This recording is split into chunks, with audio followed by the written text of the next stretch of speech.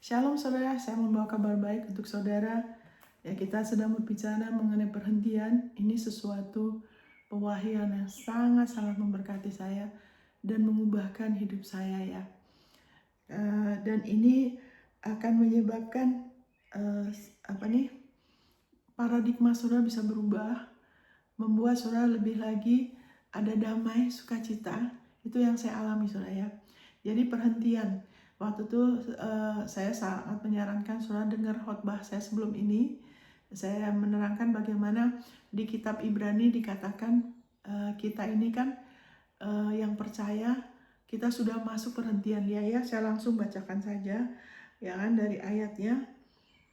Karena ini sangat-sangat luar biasa dan ini sangat penting ya. Saya bacakan di sini dari Ibrani 4 ayat 3 dari penerjemahan Bahasa Indonesia Masa Kini, BIMK. Ya kan? Tetapi kita yang percaya menerima istirahat yang dijanjikan Allah itu. Kita yang percaya menerima istirahat itu. Maksudnya apa? Kristus adalah istirahat, itu perhentian. Kita nggak perlu lagi berusaha begini gitu untuk diselamatkan. Kita sudah diselamatkan kan? Waktu kita terima Yesus kan kita terima keselamatan. Kita tidak perlu begini dan begitu untuk Allah melayakkan kita, untuk Dia memberkati kita, untuk kita sama-sama Dia. Kita sudah istirahat, kita sudah selesai. Waktu kita masuk perhentian itu waktu kita terima Yesus sebagai Tuhan dan Juru Selamat. Makanya dikatakan di sini, ini penerjemahannya sesuai konteks karena bukan soal bahasa. Kalau yang TB, terjemahan baru, tidak sesuai karena dikatakan kita akan. Tidak. Waktu saudara dan saya terima Yesus, kita sudah terima istirahat itu ya. Kita sudah menerima istirahat yang dijanjikan Allah itu. Yaitu kita sudah di dalam Kristus. Ya, ada istilah kita anak Tuhan, kita dalam Kristus. Ketahuilah, itu sebetulnya artinya dahsyat. Amin. Ya kan, jadi artinya dahsyat bahwa kita sudah di dalam Kristus, di dalam penyediaan Allah yang komplit, dalam suatu karya yang komplit yang tidak perlu kita tambah-tambahin lagi. Ya, jadi kita sudah istirahat, kita nggak perlu melakukan apapun supaya Allah menerima kita, Allah mendengarkan doa kita, supaya kita dikuduskan. Amin. Supaya kita nanti jangan sampai nggak masuk surga. Itu sudah selesai. Amin. Ya saudara mungkin percaya itu, ada yang tidak, ada yang dengar pengajaran. Saya pernah dengar dari beberapa hamba Tuhan yang terkenal. Ya nggak bisa, harus begini dan gitu, karena belum tentu Tuhan berkenan sama kamu. Itu menaruh tanpa sadar ya. Makanya kita terus berubah buat tubuh Kristus ya. Supaya saudara dan saya, kita harus sendiri mau baca firman dan punya hubungan pribadi, tanya sama Dia. Karena roh kebenaran ada di dalam diri saudara dan saya. Amin. Jadi kita yang percaya sudah menerima istirahat yang dijanjikan Allah itu. Kita sudah istirahat, sudah berhenti. Ya kan?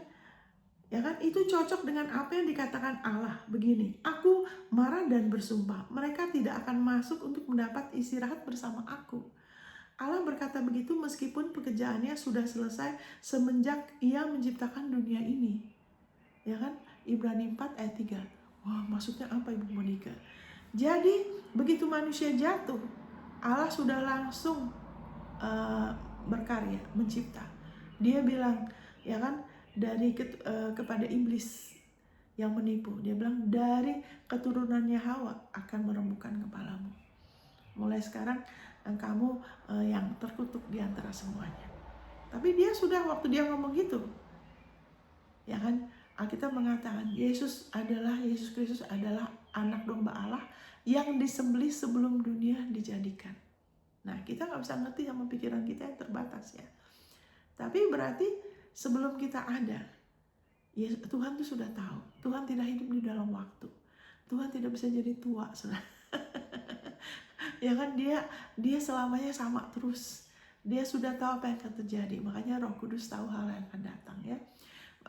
Dan dia sudah langsung ciptakan keselamatan buat manusia. Karena sikap dia tidak berubah terhadap manusia. Dia mengasihi manusia. Dia tidak menciptakan manusia untuk disakitin, untuk mengalami penderitaan. Dia tidak ciptakan neraka buat manusia. Dia ciptakan manusia segambar dan serupa dia untuk bersekutu, untuk dikasihin. Haleluya. Untuk bersama-sama berkarya sama dia. Dan kehendak dia tidak pernah berubah sampai selama-lamanya. Saudara dikasihin luar biasa. Saudara dan saya kita dikasihin luar biasa dan selamanya, saudara. Wow, makanya dikatakan di Roma 8 ada ayat-ayat yang dahsyat ya. Tidak ada yang bisa memisahkan kita dari kasih Bapa yang dalam Kristus ya. Dari penganiayaan makhluk yang yang sekarang dan yang nanti, ya kan, ketelanjangan, segala segala sesuatu, tidak ada yang bisa memisahkan kita. Wow, dari kasih Bapa yang berada dalam Kristus. Kita lebih dari pemenang di dalam Dia yang mengasihi kita. Waktu kita baca ayat-ayat itu dan kita lebih mengerti, wow, hati saya tuh rasanya sukacita sekali, saudara. Wow, saudara, kita dikasihin. Luar biasa, dahsyat. Wow, tidak ada yang bisa memisahkan. Jadi gak usah takut. Di Amerika itu juga, wah ini nanti ada makhluk angkasa luar. Banyak orang lihat UFO, piring terbang. Ntar ada yang lihat raksasa lah, inilah itu. Tidak ada yang bisa memisahkan kita. Apakah makhluk angkasa luar? Apakah ada piring terbang? Tidak ada yang bisa memisahkan kita dari kasih Bapa. Dia tahu itu semua. Wow. Dan Kristus adalah ungkapan kasih Bapa yang sempurna. Karena dia sudah berkarya, sudah selesai. Yesus sudah selesai. Yesus Kristus sudah selesai mengadakan penyucian dosa. Dia sudah duduk. Saudara, selamanya sudah ditebus oleh penebusan kekal.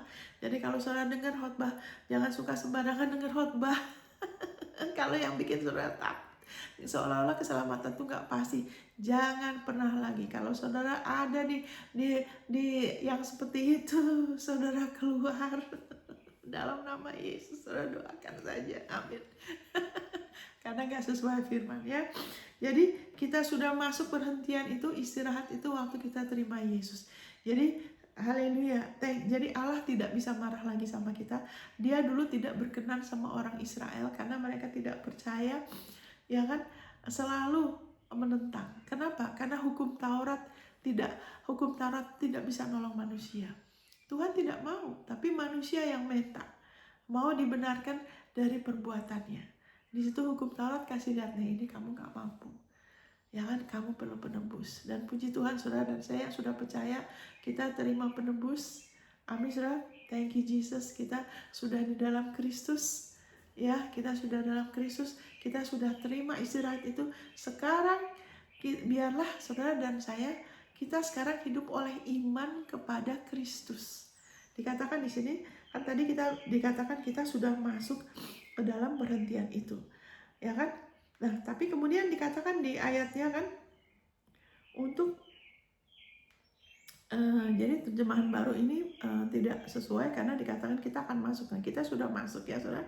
Terus di sini dikatakan masih tersedia suatu hari perhentian, hari ke-7 bagi umat Allah. Itu tidak ditujukan buat kita. Itu ditujukan kepada orang Ibrani yang belum mau terima Yesus. Makanya ini kitab Ibrani. Tapi kita sudah. Jadi harus tahu ya, firman itu ditujukan pada siapa. Ya kan? Nah, di sini katakan ayat 10, sebab barang siapa telah masuk ke tempat perhentiannya, itu saudara dan saya, kita sudah ada di dalam Kristus. Ia sendiri telah berhenti dari segala pekerjaannya, sama seperti Allah berhenti dari pekerjaannya. Allah kan sudah selesai. Yesus sudah selesai disalib, dia sudah bangkit, dia nggak akan disalib lagi, sudah selesai. Amin. Dosa saudara tidak akan mungkin dihakimi lagi kedua kali. Murka Allah sudah dicurahkan, makanya dikatakan di Roma pasal 5. Saudara pasti diselamatkan dari murkanya oleh Yesus. Saudara sudah pasti, gak mungkin lagi. Sudah selesai.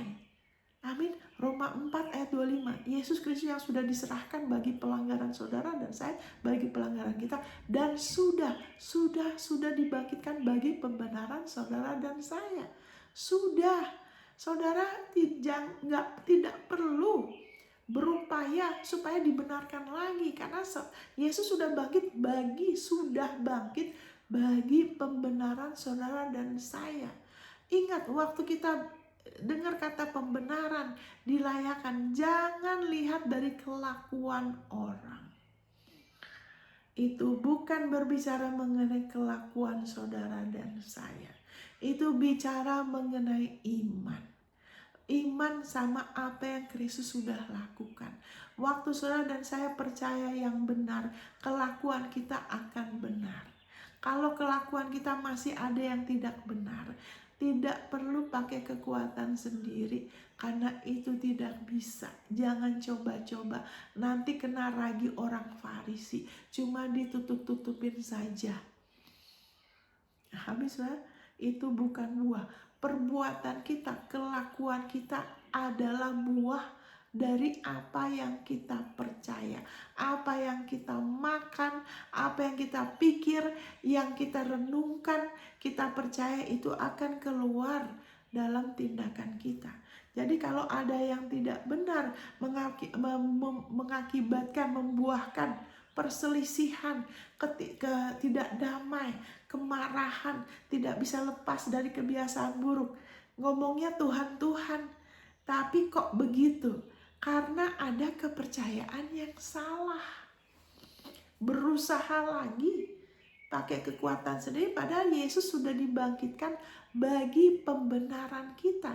Tidak berpatokan pada penebusan Yesus. Bukannya beriman tapi pakai kekuatan sendiri. Itu yang artinya pakai kekuatan daging.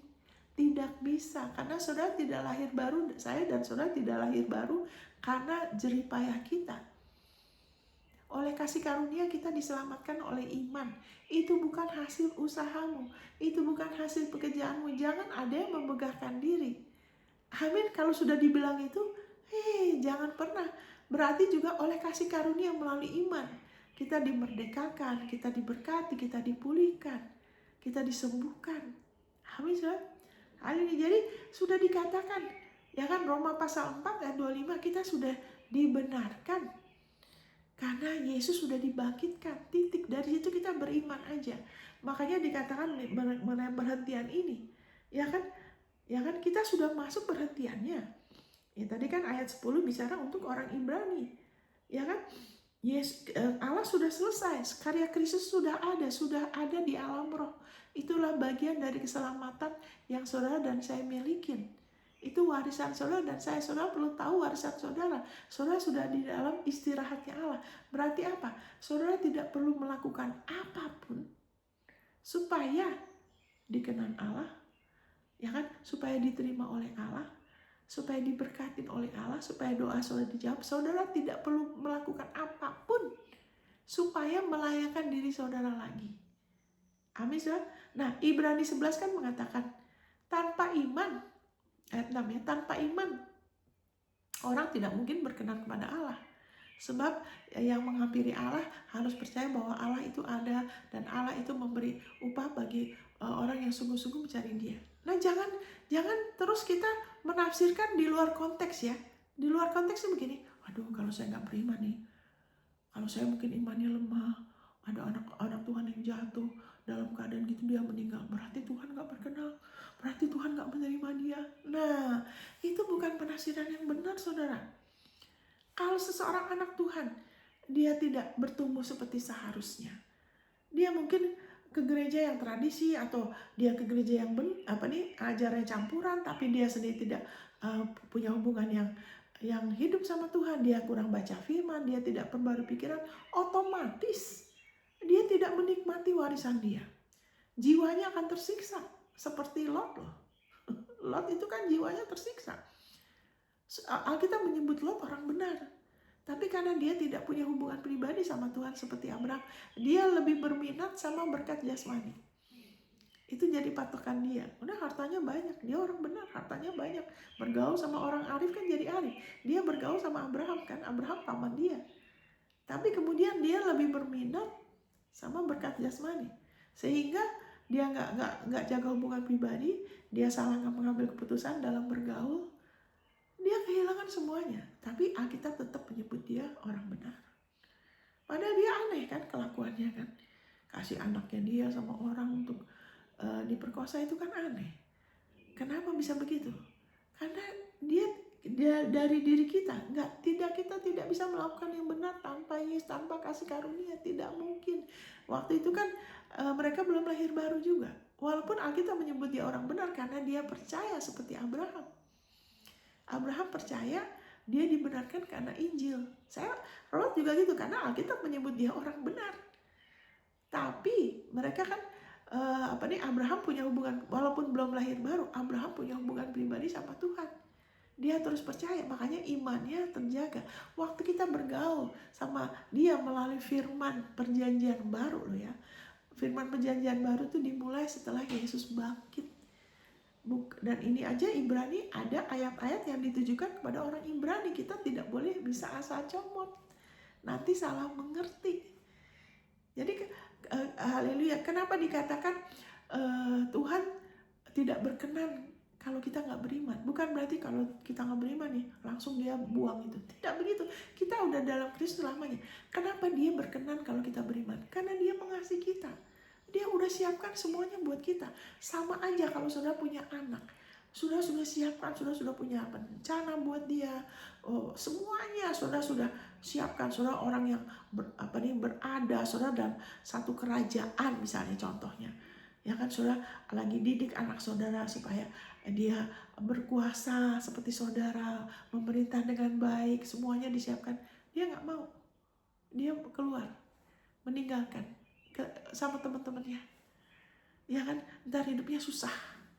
Ya kan, begini mengalami. Padahal harusnya dia tidak, karena sudah disiapin semuanya. Dia nggak percaya. Begitu juga contoh anak sulung dan anak bungsu kan. Ya kan, dia itu bicara mengenai Bapak, itu bicara mengenai seperti gambaran Bapak surgawi kita. Dia bilang sama anak sulung, anakku, semua yang aku miliki itu milik kamu. Kamu mau apa? Kamu nggak usah anak sama sulung, kan saya udah taat gini. Kamu nggak usah berpatokan pada ketaatan kamu sendiri. Mau membuktikan, itu kan beberapa anak Tuhan udah kena tipu, mau membuktikan kerohaniannya, kesungguhannya, pengorbanannya, itu lebih jadi fokus. Ya kan, mau diberkatin, mau dikenan berdasarkan itu karena salah menafsirkan firman. Kurang punya hubungan pribadi, tidak berbagai pikiran, harusnya tanya Tuhan. Saya juga dulu sempat cuma ikut-ikutan, tapi setelah itu Tuhan didik saya terus belajar terutama mengenai Yesus, mengenai anugerah kebenaran, mengenai kasih karunia. Itu mengubahkan hidup saya luar biasa. Sebelumnya lebih banyak terpengaruh ikut-ikutan, tapi setelah saya lihat sendiri, saya mulai lihat ayatnya lebih lagi ke dia. Wah, ternyata banyak yang keliru. Karena diulang-ulang, pikirnya itu benar. Ya kan? Jadi anak-anak Tuhan yang selalu mau membuktikan dirinya, lebih berfokus sama pengorbanannya, kesungguhannya itu supaya dikenal Tuhan. Ya kan? Lebih fokus ke situ, akan punya kesulitan menerima dari Tuhan.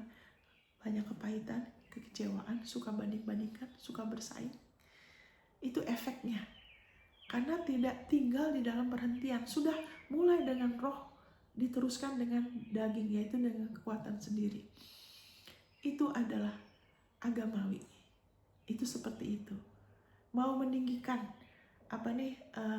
kerohanian kita sendiri. Kita pikir itu rohani, padahal itu agamawi. Karena lebih berfokus pada kita. Terus suka ritual. Daging kita tuh suka ritual, saudara. Waduh, syahdu sekali tadi, hening sekali, untuk menyalakan lilin. Wah, semuanya diam, tegang. Padahal kita bilang di dalam hadirat Tuhan ada kepenuhan sukacita. Di tangan kanannya ada pleasure, kenikmatan surgawi. Kita bisa menikmati hidup. Saya pernah merasakan, saudara, waduh, hadirat dia, saudara. Waduh, itu lebih kemana, ke tempat yang paling indah pun gak ada bandingannya, saudara. Bisa senang sekali, saudara. Itu yang namanya senang, saudara, benar-benar luber. Tuhan minta lagi di dalam hadirat dia. Amin tuh. Jadi kadang-kadang ada orang tidak suka kalau saya ketawa-ketawa lagi bagikan firman loh. Wah, apa itu ketawa-ketawa? Tidak bilang di dalam hadirat Tuhan ada duka cita. Nggak mau, tidak. Tuhan Yesus biasa aja. Dia bagikan firman dari perahu, dari bukit, di tengah dekat sumur. Dia ngomong biasa aja kan. Habis itu, tapi ada efeknya, ada kuasanya. Habis itu, jadi balik lagi. Jadi, haleluya. Thank you Jesus. Jadi kita tahu di sini kita sudah ada dalam peristirahatan. Tapi kenapa dikatakan supaya saya bacakan ini dari, nah ini contohnya, kita harus tahu memilih kan. Ayat 9 mengatakan ada tersedia hari ketujuh bagi Tuhan umat Allah. Itu bicara mengenai kepada orang Ibrani. Jadi sabar ya kalau saya ulang saudara ya, supaya saudara lebih berakar. Kan itu lagi disiramin. Ya kan, itu sudah tersedia bagi umatnya, ya kan? Jadi Tuhan sudah siapkan semuanya untuk saudara dan saya. Hari ketujuh, Yesus tuh hari ketujuh. Karya Kristus sudah selesai. Pekerjaan Allah sudah selesai, sudah tersedia. Sekarang kita sudah masuk, ya kan? Bagi umatnya itu umat orang Yahudi itu umat Allah, disebut umat Allah juga orang Yahudi, orang punya perjanjian nama Tuhan. Ya kan? Ada hari ketujuh, kamu percaya Yesus ya, nggak usah lagi Yesus plus harus disunat, tambah lagi harus hukum Taurat, nggak perlu. Yesus tuh cukup, Yesus aja, titik. Karena mereka masih mau lagi tambah-tambahin dengan nggak sah dong, kok cuma Yesus aja, harus disunat juga secara lahiriah. Nah itu ini sedang berusaha untuk bilang sudah Yesus tuh hari ketujuh sudah komplit. Amin sudah. Nah sebab barang ayat 10 Ibrani 4 ayat 10, sebab barang siapa telah masuk ke tempat perhentiannya, yaitu kita sudah terima Yesus, masuk kepada perhentian Allah, Taman Eden yang kedua, di mana semuanya kita sudah diberkati dengan segala berkat rohani, ya kan, di tempat tinggi, di alam roh itu sudah ada berkat jasmani. Ini semua yang kita bisa pegang, kita bisa rasa, itu semua asalnya dari berkat rohani. Semuanya untuk kebutuhan roh, jiwa, tubuh kita, juga kerinduan hati, terobosan, keberhasilan, semuanya, talenta kita, semuanya sudah ada. Amin saudara. Di dalam istirahatnya di dalam Kristus semuanya sudah ada. Kita sudah ada di dalam Kristus. Kita adalah tubuh Kristus. Amin saudara. Ya kan? Sebab barang siapa telah masuk ke perhentiannya, ia sendiri telah berhenti dari segala pekerjaannya, sama seperti Allah berhenti dari pekerjaannya. Karena itu baiklah kita berusaha untuk masuk ke dalam perhentian kita, supaya jangan seorang pun jatuh karena mengikuti contoh ketidaktaatan itu juga. Maksudnya apa? Ia sendiri sudah berhenti dari pekerjaannya. Allah sudah tidak akan lagi, ya kan, menyalibkan Yesus lagi. Dia gak akan bikin gitu lagi supaya kita terima penyediaannya. Itu sudah selesai. Dia tidak perlu melakukan apapun lagi, sudah selesai, sudah komplit.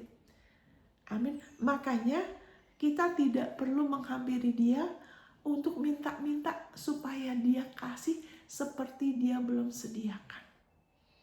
Kita nggak perlu berdoa, Tuhan, kita harus berdoa sungguh-sungguh nih, supaya kita yang menerobos dengan doa kita menggempur pintu surga, menggempur, wah ini seolah-olah kita. Nah, itu bukan begitu. Apakah terus kemudian kita jadi malas gitu? Tidak, kita berdoa, kita sungguh-sungguh. Tapi bedanya apa sekarang? Makanya dikatakan ya, kita berusaha untuk masuk tuh maksudnya apa? Bagaimana kita berusaha untuk masuk? Apakah dalam pelayanan, dalam bisnis? Bisnis saya kok kayaknya begini-begini aja ya. Harusnya nih bisa lebih maju, lebih meningkat. Nah, beberapa orang tidak memprioritaskan pengenalan, tidak memprioritaskan mempengaruhi pikiran. Jadi yang diandalkan itu doa, bukan karya Kristus. Nah, saya ini pemimpin doa loh. Tapi Tuhan melatih saya, dia bilang, jangan taruh doa nomor dulu. Nanti kalau hidupmu berdasarkan doa, dia bilang, kamu gak stabil. Kamu harus menjadikan firman penebusan Yesus sebagai fondasi kamu, baru berdoa, dia bilang. Baru berdoa. Jadi harusnya, nah kalau yang belum tahu, belum ada pewahyuan, begitu kan, waduh, saya harus sungguh-sungguh minta, harus lebih lagi sungguh-sungguh minta. Doa puasa, lagi doa, minta lagi. Tuhan supaya gini-gini. Nah, ada saat bisa dapat saudara. Ada tuntunan. Tapi setelah itu harus doa lagi. Ntar ada gimana lagi. Itu jadi berat. Terus nggak stabil saudara. Pengenalannya tidak jadi prioritas. Karena percaya dengan mental-mental. Terus kadang nangis-nangis, Tuhan, gini Tuhan, saya mau mendanai dengan bisnis saya mau mendanai. Seolah-olah mempengaruhi Tuhan. Tuhan tidak perlu dipengaruhi, dia sudah selesai. Amin. Saudara tidak perlu melakukan dan saya tidak perlu melakukan apapun. Kita ini udah istirahat. Kita tidak perlu melakukan apapun supaya Tuhan beri. Supaya Tuhan dengar. Kita bisa masuk melalui Yesus. Dia dengar kita. Kita nggak usah mohon-mohon seperti kita belum dikasih. Jadi kalau dikatakan di sini berusaha itu maksudnya berusaha apa Ibu Monica? Jadikan firman penebusannya sebagai patokan. Kalau misalnya contoh pasangan hidup misalnya. Belum ada pasangan hidup. Nah, beberapa orang yang tidak mengerti, belum dapat pewahyuan ini, Tuhan, kau tahu umur saya udah berapa Tuhan? Tuhan, saya gini, Tuhan, saya gini. Nah, itu kan, karena belum mengerti kan. Ada kemurahan Tuhan ya. Ya kan? Tapi, kan jadi berat. Tapi kalau sudah mengerti, saya ini sudah diberkati dengan segala berkat loh. Berkat rohani. Pasangan hidup juga berkat rohani. Saya pengen berumah tangga, punya keturunan. Ya kan, itu kan normal. Jadi, saya ini sudah diberkati dengan segala berkat rohani. Yesus itu sudah dibangkitkan bagi pembenaran saya. Berarti saya sudah dilayakkan. Roma 4 ayat 6.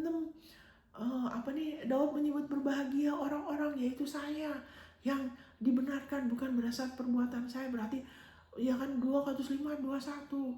Yesus yang tidak mengenal dosa dijadikan dosa agar saya dijadikan kebenaran Allah di dalam Kristus. Saya ini diberi Tuhan sebagai benar loh. Saya ini dikasih nama Yesus. Saya punya akses ya kepada kasih karunia-Nya. Ya kan, segala janji-janjinya di dalam Kristus adalah ya dan amin. Saya sudah diberkati dengan segala berkat rohani, termasuk pasangan hidup, ya kan, keturunan, pekerjaan terbaik. Nah, setelah itu renungkan. Saya dibenarkan karena Yesus, saya sudah dilayakkan karena Yesus. Allah sudah melayakkan saya. Berarti apakah saya perlu mohon-mohon nggak?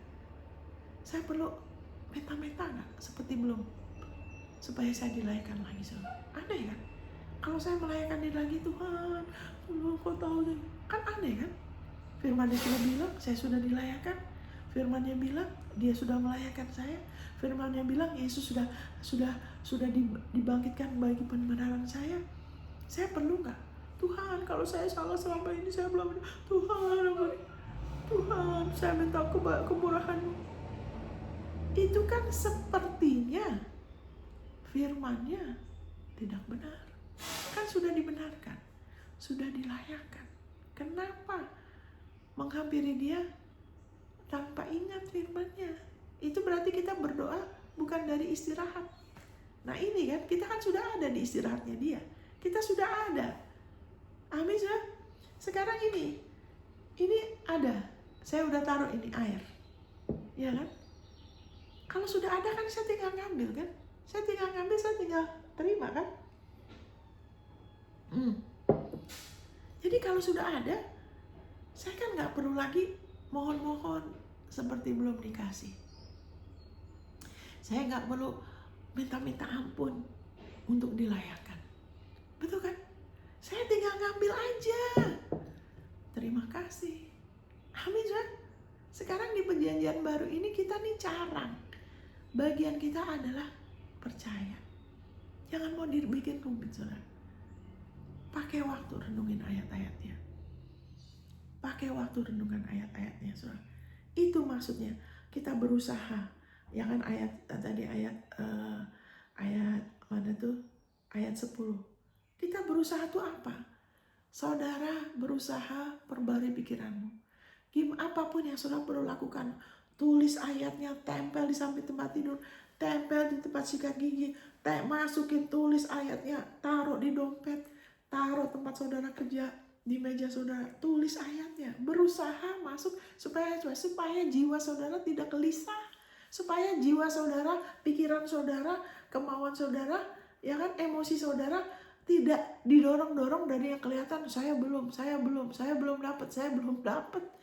Terus banyak dapat ide-ide dari media, dari temen. Ya memang, tapi kan kamu harus bergaul dong supaya kamu ada pasangan hidup. Apakah kalau kita percaya Tuhan terus kita nggak bergaul? Kita dipimpin sama Dia. Amin, saudara. Haleluya. Saya ada di gereja yang 85% pria loh. Kalau pasangan hidup saya nggak ada di situ, saya nggak usah bergaul gini, nggak perlu. Kita dipimpin. Kalau kita percaya, kita akan dipimpin ke tempat yang tepat pada siang yang tepat. Sama seperti Ruth. Ruth kan janda 10 tahun lagi. Dia nggak mau harus bergaul, nggak ada waktu. Wah, nggak bisa saya bantuin Naomi. Saya ini harus bergaul loh. Saya perlu pasangan hidup. Tidak. Dia percaya sama kemurahan Tuhan. Nah seperti itu. Kenapa dengar nasihat yang seperti itu? Harus kesana kemari, harus gini. Karena harus berusaha masuk. Jiwa kita harus berusaha untuk kitanya yang dipengaruhi. Gimana supaya saya percaya, saya diyakinkan bahwa itu sudah ada. Karena itu gak kelihatan dengan mata jasmani. Tanpa kita lihat ayatnya, tanpa kita bersekutu sama Yesus pribadi, kita ke Dia, kita serahkan beban kita, nanti kita dipengaruhin. Itu adalah gambaran seperti orang Amalek. Waktu orang itu gambaran Amalek itu selalu ganggu orang Israel. Itu bicara mengenai bagaimana iblis gak mau kita tinggal dalam perhentian kita. Dia mau kita gelisah, dia mau kita berusaha lagi begini dan begitu. Bukan supaya masuk perhentian, dia tidak mau kita percaya. Dia mau kita pakai kekuatan kita sendiri untuk cari, untuk dapat seperti belum dikasih, seperti firman Tuhan itu tidak benar, seperti karya Kristus tidak selesai. Amin, saudara. Makanya berusaha masuk perhentian, bukan supaya Tuhan kasih, bukan supaya kita dapat, tapi karena kita sudah punya. Kita sudah diberkati dengan segala berkat rohani. Berkat jasmani itu asalnya dari berkat rohani. Kita sudah dikasihin. Di dalam Kristus segala janji-janji Allah adalah ya dan amin. Kita sudah punya semuanya. Kerinduan hati kita sebagai orang benar digenapi hanya karena kita orang benar loh. Hanya karena darahnya sudah menguduskan kita. Itu digenapin. Kita cuma percaya. Kenapa saudara dan saya selamat? Karena kita hanya percaya, terima, mengaku. Percaya, dengar yang benar, dengar Yesus bikin apa. Firman kasih karunia, firman penebusan Kristus. Dengar Yesus bikin apa. Kita percaya, kita pelihara, kita rubah pikiran kita merendahkan diri kita. Karena posisi menerima itu adalah posisi yang lebih rendah. Karena Allah itu diibaratkan seperti air. Urapannya itu seperti air, firman itu seperti air. Minyak, urapan itu minyak. Itu cuma mengalir ke tempat yang lebih rendah. Kalau kita mau merendahkan diri kita jangan pikir kita bijaksana di mata kita. Kita mau terima, kita akan ngalamin. Jadi mari kita berupaya masuk perhentiannya. Mari kita izinkan firman-Nya mempengaruhi jiwa kita. Ada di dalam kita, di mulut kita, saudara. Sehingga, haleluya, janji-janjinya terus dinyatakan. Haleluya. Tuhan memberkati. Sampai ketemu di episode berikut. God bless.